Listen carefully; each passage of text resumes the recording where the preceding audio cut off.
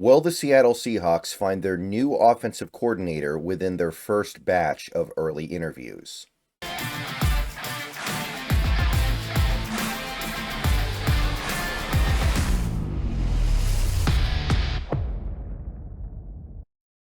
What's up, everybody? Good morning. Happy Saturday. We got some NFL playoff action coming up here, and I think we're all at least somewhat excited for that. It'd be more exciting if the Seahawks were playing at some point this weekend, but so it is.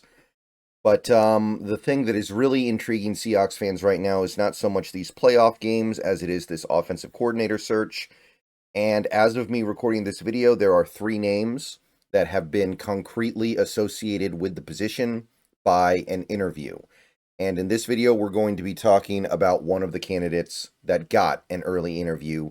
Of the 3, possibly the most appealing one.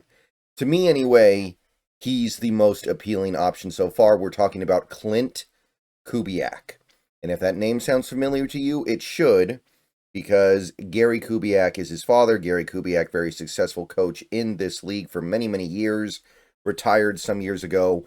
Klint Kubiak picks up his mantle. So, let's take a look at what Klint Kubiak has done so far in this league. Please like this video if you haven't already. Subscribe if you're new. Click the bell for notifications. Become a channel member for $2 a month. Those are the best ways to help support the channel. So, Klint Kubiak.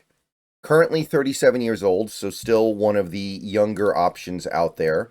Again, I'm not that worried about the youth or age of an offensive coordinator candidate because we already have a very young head coach. If Kubiak's good, he'll get hired away to be a head coach soon. If he's not good, then the age doesn't really matter at all.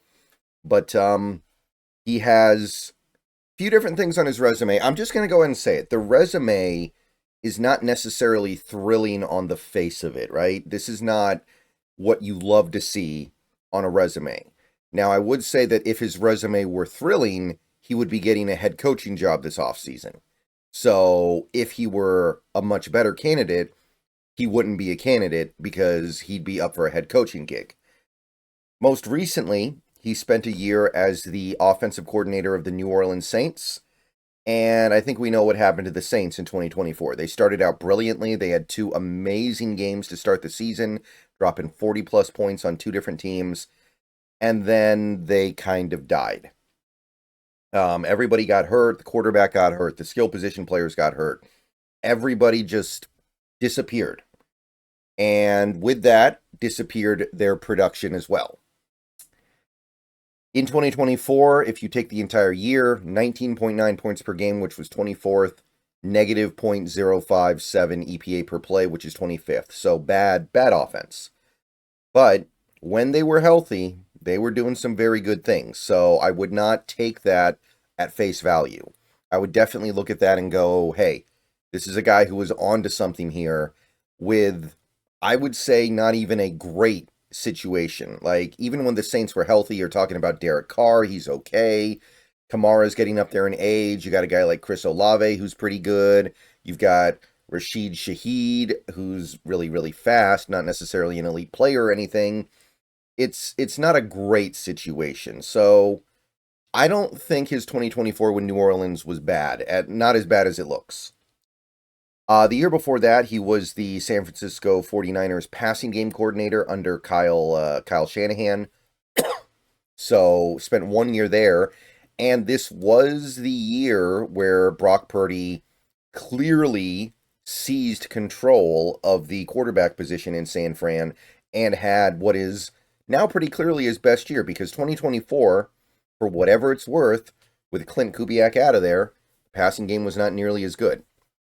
So, 2023, the Niners ranked 4th in passing yards, almost 4,400 yards, and .298 dropback EPA. So, almost a .3 dropback EPA, which was not only first in the league, it was first by a mile. No other passing attack was nearly this efficient. So, he was doing something right. Obviously, we give most of the credit in situations like this to Kyle Shanahan because he's running that offense, but for whatever it's worth, it didn't look nearly as good after Kubiak left. So he did good work there. Whatever it was he did it right. Now, the year before that, there's not much defending this. This is a little bit tougher to defend. The only thing you can really say is that he had limited control over things because of who was in charge. He was a Denver Broncos passing game coordinator and quarterback coach. So he wore two different hats for Denver in 2022. You may remember 2022 with the Denver Broncos because they were atrocious. That was one of the worst offenses in recent NFL history. And Klint Kubiak was that passing game coordinator and quarterback coach. So, in terms of just the passing game, Denver was about slightly below average in passing yards, about 3,600 yards. Dropback EPA was bad, negative 0.05 per play, which was 25th. So they had a bad passing attack. And Russell Wilson had what is by far the worst season of his career. You can look at these numbers. I think we're all pretty well familiar with this, though. I think we all pretty vividly remember how Russell Wilson played in 2022. It was really bad and is not even close to whatever his second worst season is, right? Like, this is something that a quarterback of Wilson's first 10 years in the league should not be capable of doing. Now, obviously, this has more to do with Nathaniel Hackett and even a guy like Justin Oten than it does Kubiak. But he was still there. He still has his hand on it in some capacity. And when you have a quarterback with the skins on the wall of Russell Wilson, and you got him throwing for 16 touchdowns, 11 picks, and barely 60% completion, that's got to raise some questions about what you're doing, even if you're just the passing game coordinator and quarterback coach. It is worth noting that after week 10, he became the play caller from weeks 11 through 18. So the last 7-8 games of the season, he was the play caller because they stripped it away from Hackett and decided to hand it to Kubiak. Did he make things better in Denver? Not really. There was a slight uptick. I think they went from like 27th to 25th. Still really bad, negative 0.077 EPA per play. 25th, I think they were like 27th or 28th before this. So it's not necessarily good, but I guess there is a slight uptick if you want to be very pedantic about it. A year before that, he was the offensive coordinator in Minnesota, back when they had Mike Zimmer. So he was the play caller there. And Minnesota's offense was about average. 2021, 25 points per game, which was 14th. 0.018 EPA per play, which was 17th. So average results, average offense. Not much to say they're remarkable one way or the other. It was okay. 2 years before that, 2019 and 2020, he was the quarterback coach. Both years, the quarterback in Minnesota was Kirk Cousins. Over 4,250 yards in 2020, one of Kirk Cousins' best years, 35 touchdowns, 13 picks, 67.6 completion, 105 QB rating.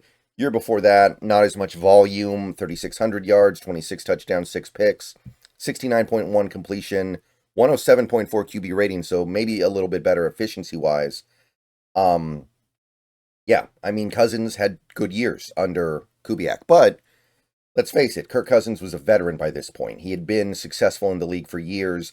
It's not like we can point to Klint Kubiak's 2 years as the QB coach there and say, hey, he developed Kirk Cousins. He turned Kirk Cousins into an all-time great quarterback. That didn't happen. Kirk Cousins was what he was before Klint Kubiak got to work with him. All right. 3 years prior to that, he was the Denver Broncos offensive assistant. So I guess it's worth noting that the Broncos saw it fit to rehire him a few years later after these initial 3 years. So I guess that's good. And for the most part, the offense was bad when he was there, admittedly. But as an offensive assistant, what are you really doing? It's really hard to know. 2018, 20.6 points per game, which was 24th, and they were a negative 0.02 EPA team, which was 22nd.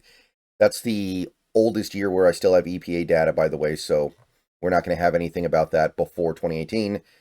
2017 was really bad, 18.1 points per game, 27th in the league. 2016, 20.8 points per game, which was 22nd. So no years of good offense there. This is the Broncos post Peyton Manning, when they were working with Trevor Siemian, when they were working with, eventually, I think they may have gotten Bridgewater during this run. Actually, I think this was before Bridgewater, but they just couldn't find the quarterback and they couldn't find a real offense. He spent 1 year as the wide receiver coach for the Kansas Jayhawks. Jayhawks went 0-12 this year, and they had no notable receivers on their team during this year. So, not much to report about his stint with the Jayhawks. He was working there, and not much came of it. That Jayhawks team couldn't really throw the ball. They didn't really have any notable players, I don't think. And the 2 years prior to that, 2013 to 2014, the Minnesota Vikings had him as an offensive quality control coach. So, again, they had him, he left, and then they brought him back a few years later. That's, I'd say, a good sign. I'm down with that. And the 2 years he was there, the offense was okay. 2014, they were a little below average, 20.3 points per game, 20th in the league. 2013, 24.4 points per game, 14th, so slightly above average. So, not too bad. Again, offensive quality control coach. For all we know, he's controlling the quality of the Gatorade in the what do they call that thing? It's not a pitcher, it's like a, you guys know what I'm talking about, the thing they put Gatorade in on the sideline. I can't remember what they're called. The jug. The jug. We'll call it the jug. I don't know if that's what it's called, but it's hard to know what these guys are doing when they have titles like this, but it's not bad. The Vikings during this time weren't necessarily a bastion of great quarterback play. And that's the resume for Klint Kubiak. So I think it's pretty good if you parse through it the right way. I think that this Saints year is going to be a little dismissed, but I don't think it's nearly as bad as it looks. And there's some good stuff on this resume that I think is pretty darn credible. All right, more coaching profiles coming soon. See you guys later. Go Hawks.